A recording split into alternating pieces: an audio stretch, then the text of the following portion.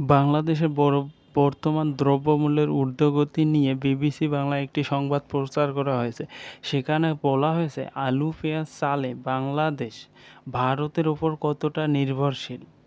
এই নিয়ে বিবিসি বাংলায় একটি প্রতিবেদন প্রকাশ করা হয়েছে। সেখানে বলা হয়েছে, বাংলাদেশে আওয়ামী লীগ সরকার ক্ষমতাচ্যুত হওয়ার আগে ভারতীয় পণ্য বর্জনের ব্যাপক প্রচার দেখা গিয়েছিল।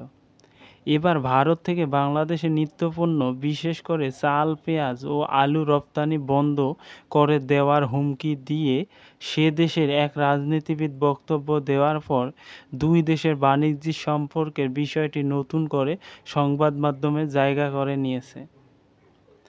রপ্তানি নিষেধাজ্ঞা বা স্থলবন্দর বন্ধ থাকার মতো কারণে ভারত থেকে পণ্য আমদানি বন্ধ বা হ্রাস পাওয়ার ঘটনা নতুন নয়। তবে এবার প্রেক্ষাপটে বাণিজ্য নয়, বরং রাজনৈতিক আলোচনায় মুখ্য হয়ে উঠেছে।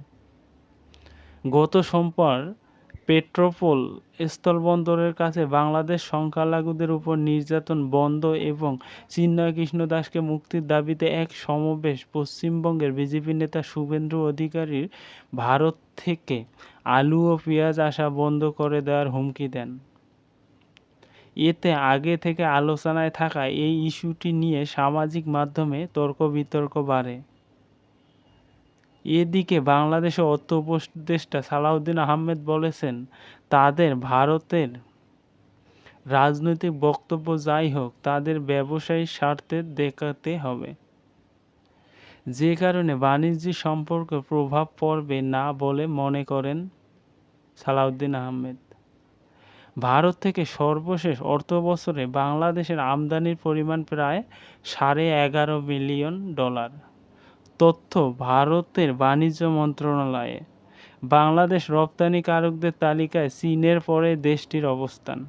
কিন্তু উল্লেখিত তিন পণ্য আলু, পেঁয়াজ ও চালের ক্ষেত্রে ভারতের ওপর আদতে কতটুকু নির্ভরশীল বাংলাদেশ, এই নিয়ে বর্তমানে প্রশ্ন উঠেছে এবং ভারতের সঙ্গে বাংলাদেশের রাজনৈতিক কোন্দলের কারণে নিত্য প্রয়োজনীয় দ্রব্যমূল্য আমদানি রপ্তানি বন্ধ হয়েছে।